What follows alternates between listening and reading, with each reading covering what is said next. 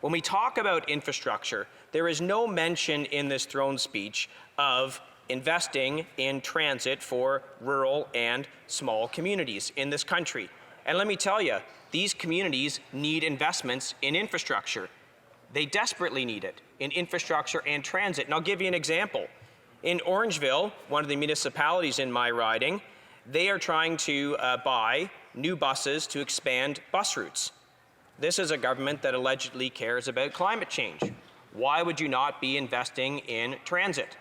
So the project is $2.1 million. And I can tell you this, the provincial government has stepped up with $667,000, their 1/3 share. It's in the bank. Where's the answer from the federal government?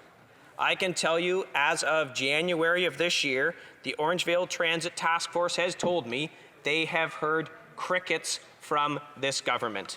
It's disrespectful and it's neglecting small communities.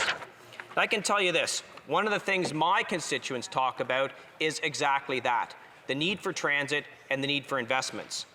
This government seems to be able to invest in all kinds of things, allegedly. They deficits $25 billion a year, but there's absolutely nothing for rural Canada and small town Canada when we talk about transit. And in addition to that, they cancelled the transit tax credit, which is always a benefit. In the riding of Dufferin-Caledon, there are critical infrastructure deficits for small municipalities.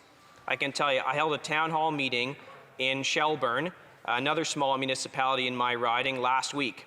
And in Shelburne, they are talking about the urgent need for investments in bridges and roads in their communities. The township of Melancton is an agriculturally based municipality. They have 248 kilometers of roads, as well as 51 bridges and other structures. They had an engineering report in 2019 that came out dealing with roads, bridges, culverts that need desperate repair. Many of them are at the absolute end of their lifespan. It will take $6 million just to deal with that problem. When you deal with all of their infrastructure needs, roads, bridges, and culverts, it's another $6.6 million over 10 years. And this is a township that has an annual budget of $4 million. How are they going to repair these bridges?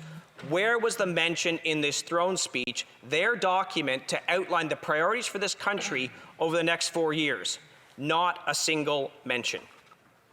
In the township of Amaranth, they have 8 bridges that have to be replaced in the next year alone. The next year, $5.3 million. And guess what? Their annual budget is also approximately $4 million. Are these types of critically needed investments mentioned by the government in their throne speech? Absolutely not. They are not there.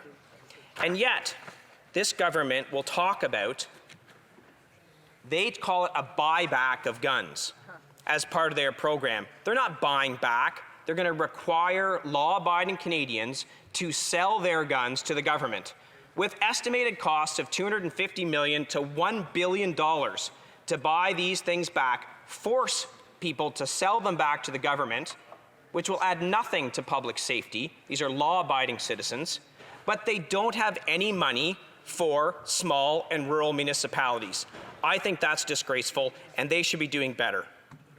I can tell you this, at my town hall meeting, the frustration and the anger from small town Canada and rural Canada is palpable. They are not being heard by this government, they are not mentioned in the throne speech, and they know they're not a priority. What they do know is the priority of this government is to buy votes in the larger urban centres. That's all they care about.